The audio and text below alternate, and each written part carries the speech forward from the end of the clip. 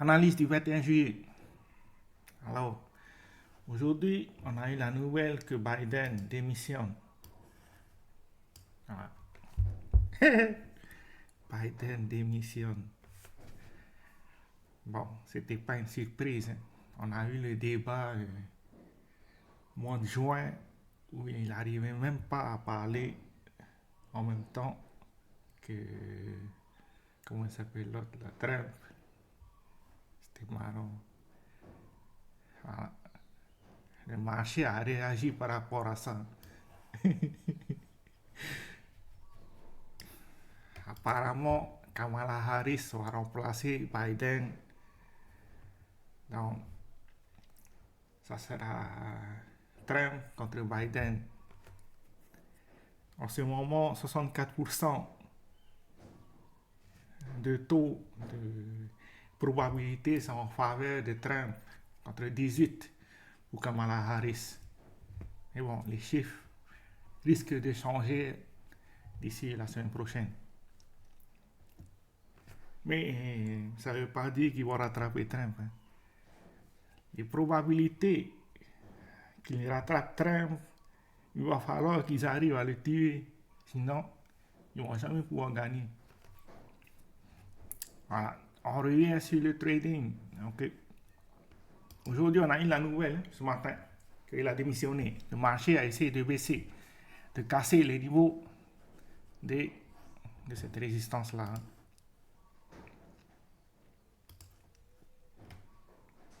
Voilà. On a essayé de casser ces niveaux-là, puis on a touché sur ce niveau, puis on a rebondi. Maintenant, tant qu'on ne casse pas les niveaux des 67 000, c'est-à-dire tant qu'on ne consolide pas au-dessus des 68 000, il y a toujours des probabilités d'aller chercher plus bas, hein. Le niveau des 64 000, il faut que le niveau des 64 000 tienne. Si jamais le niveau des 64 000 casse, il y a un gap. Hein. Il y a un gap aux alentours des 62 000. Donc on peut aller directement chercher le niveau des 60 000. Ce qui était notre support précédent d'ailleurs, hein, pendant 2 mois, je crois. Voilà. Donc il faut que le niveau des 64 000 tienne environ. 63 700, je crois. C'est déjà marqué. 63 400. Voilà. Il faut que ce niveau-là tienne. Ensuite, les niveaux du dessus, 69 500, 70 000. C'est ça les niveaux à aller chercher si on monte. Mais le premier niveau à surveiller, c'est celui des 67 000. Il faut qu'on casse ce niveau-là et qu'on consolide au-dessus de ce niveau-là pour pouvoir garder le momentum, hein, la tendance. Donc, prendre le café.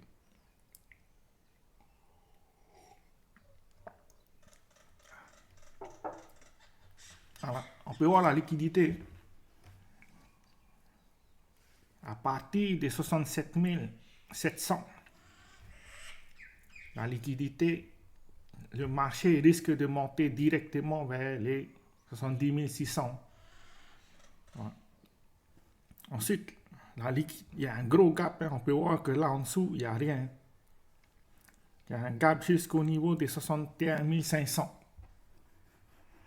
Donc, ça veut dire que si jamais on casse des 64 000, on va direct chercher le niveau des 60 000. C'est des probabilités, hein. Ça ne veut pas dire que ça va se réaliser, mais il y a de fortes chances que ça se réalise si jamais on casse ce niveau-là, hein, et qu'on ne maintient pas, c'est tout. Parce que si on casse, mais que le marché achète, puis on rebondit et qu'on consolide dans ce niveau-là, on ne casse plus à la baisse, mais qu'on monte, ça y est, c'est notre point bas, hein. Donc ça va faire higher high, higher low, higher high, higher low et higher high, hein. À peu près comme ça, hein. Donc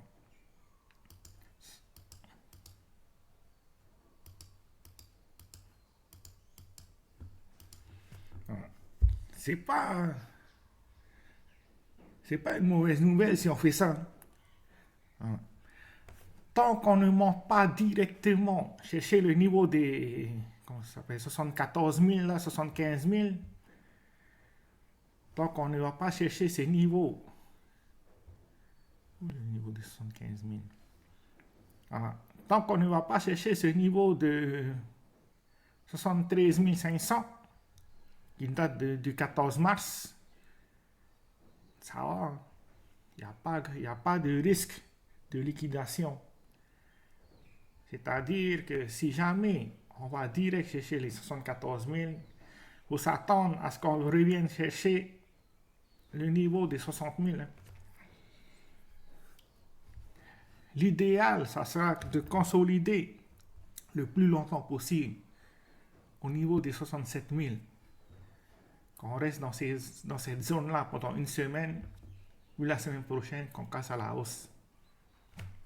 Voilà. Ça sera l'idéal. Ça veut dire que si jamais on baisse, ça sera notre point de support et il sera assez résistant. Parce que là, les points de support ne sont pas assez résistants. On n'a pas assez consolidé dans ces zones-là pour pouvoir être assez résistant. En anglais, ils appellent ça zone of least resistance. Voilà. C'est comme ce gap-là. On peut très bien voir ça là ici. Entre ces deux niveaux-là, il n'y a rien. C'est ça qu'on appelle un gap. Ensuite, par rapport à Ethereum,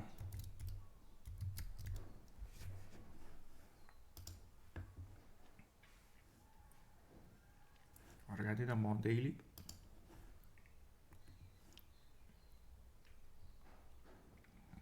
Bon, c'était pareil comme Bitcoin. Il y a eu la nouvelle, le marché a essayé de casser à la baisse. Mais bon, les acheteurs ont fait leur job. On est remonté dans cette zone de consolidation. On va regarder en 4 heures, qu'est-ce que ça donne.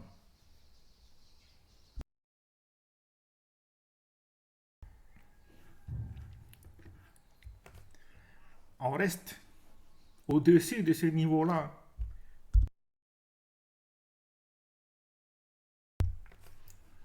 Si je tire par rapport à ça, tant qu'on reste au-dessus de ce niveau-là, c'est pas mal. Parce qu'on a nettoyé un peu les niveaux du bas, puis on consolide au-dessus de cette ligne jaune. Ce qui est pas mal du tout, qui était notre résistance précédente. Voilà. Qu'est-ce que ça veut dire? Que si jamais on arrive à casser le niveau des 3500, 3530, le prochain niveau à surveiller, c'est celui des 3600. L'idéal, ça sera d'aller chercher les 3600, de casser, de revenir tester le niveau des 3600, puis de partir à la hausse. Donc, si je dessine un peu comme ça, on teste notre niveau des 3600 avant de repartir à la hausse. Voilà. Ça sera l'idéal. Comme ça, c'est sûr que notre niveau des 3500 sera un support. Par rapport à Solana, cette semaine, ça risque d'être intéressant sur le marché. Car là, on ne sait pas encore comment la bourse va réagir par rapport à l'annonce de Biden. On a vu comment les cryptos, le marché des cryptos ont réagi, mais on ne sait pas encore comment la bourse va réagir. Donc, il y a la probabilité que si jamais la bourse demain baisse fortement, ben le marché des cryptos va baisser avec.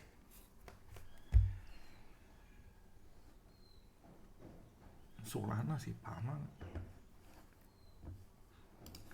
Voilà.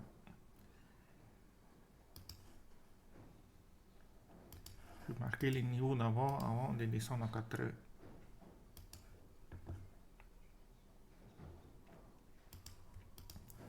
Solana, c'est pas mal du tout.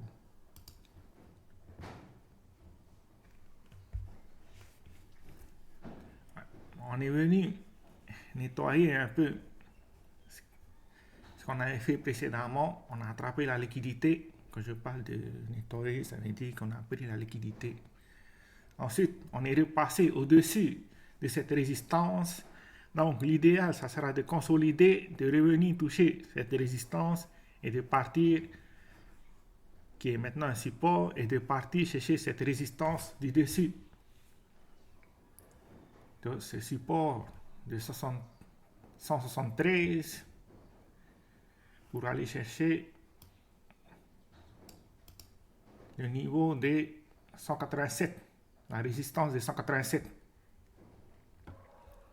Solana, il est pas mal. J'ai coupé ma position et puis j'attends qu'on casse ce niveau-là. J'attends qu'on confirme la tendance pour pouvoir considérer prendre une position. Parce que là, on est en plein milieu du range. C'est dangereux. J'ai pris une position là ici, j'ai coupé ma position là ici, et je ne compte pas reprendre une position tant qu'on est dans cette zone-là. J'attends que le marché casse, qu'on confirme la tendance haussière, après consolide ou pas.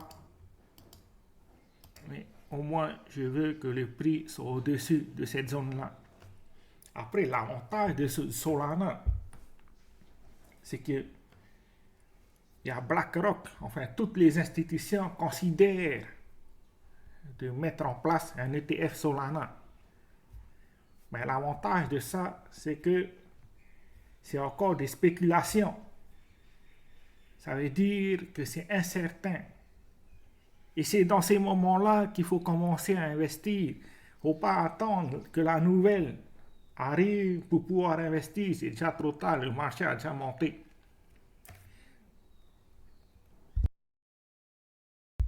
Voilà. Par exemple, comme Ethereum, on savait qu'ils allaient investir dans Ethereum, je crois que c'était en janvier ou novembre dernier. Mais ça faisait un moment qu'ils parlaient d'Ethereum. Je crois que BlackRock parlait d'Ethereum, c'est en novembre, décembre. Voilà. C'est seulement en mai qu'ils ont eu la nouvelle. On a eu 20% là en un jour, vers le 20 mai. Qu'est-ce que ça veut dire? Que la nouvelle, on savait que BlackRock considérait avoir un ETF Ethereum en novembre. De novembre à mai, je crois que Ethereum a dû prendre, on va vérifier ça. En tout cas, c'est déjà trop tard. C'est plus le moment d'acheter Ethereum. Il fallait acheter avant qu'ils considèrent investir dans Ethereum.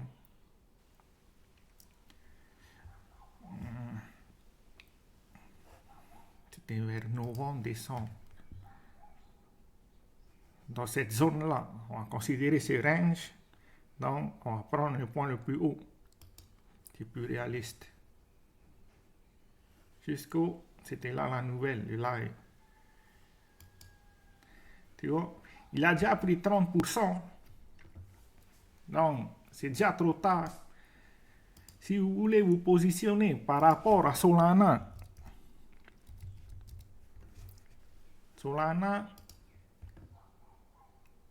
aujourd'hui, il n'y a pas encore de live ETF. Mais bon, c'est le moment. Mais il ne faut pas tout miser d'un coup. DCA, petit à petit, je ne sais pas moi, une fois par semaine ou bien une fois par mois. Voilà. D'ici janvier ou février, le temps qu'ils annoncent, en tout cas, c'est vers 2025. C'est pas en 2024. C'est vers 2025.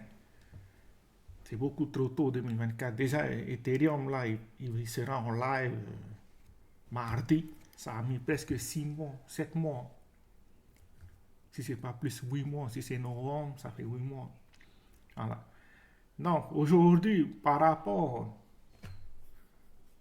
à Solana, le TF Solana, c'est vers 2025. C'est le moment de se positionner. Ne mettez pas tout d'un coup. Je sais pas moi, si vous avez 100 000, considérez à mettre un quart, 25 000 ce mois-ci, 25 000 le mois prochain. Ou bien, l'idéal pour faire un DCA, c'est d'attendre un support. On revient toucher un support. Notre premier support, on casse à la hausse. On vient toucher notre deuxième support, on achète. Casse à la hausse, on vient toucher notre troisième support, on achète. Casse à la hausse, on vient toucher notre quatrième support, c'est notre dernier investissement. Et puis, boum, le prix part à la hausse.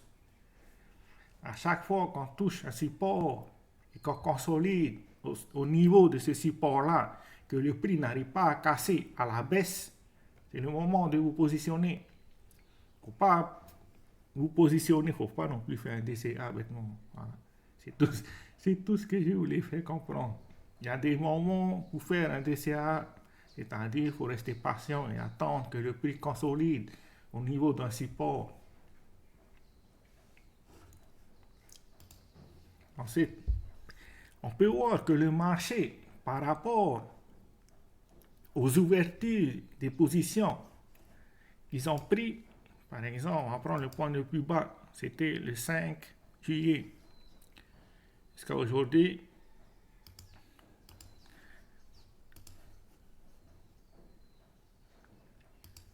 pareil.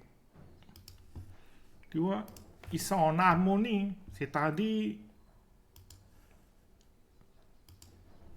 que la tendance, ils sont tous dans une tendance haussière.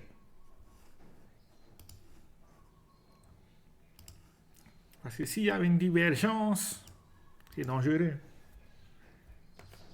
Ça veut dire que là, au moins le marché, ils sont tous d'accord. Ils ont envie d'acheter et ils achètent. Donc, c'est plutôt une bonne nouvelle pour la suite. Voilà. C'est tout ce que j'ai pour aujourd'hui par rapport au marché. Ensuite, demain, il faut rester prudent. On va attendre d'abord comment le marché va réagir par rapport à Biden qui démissionne. En tout cas, c'était la nouvelle du jour. Ciao, ciao.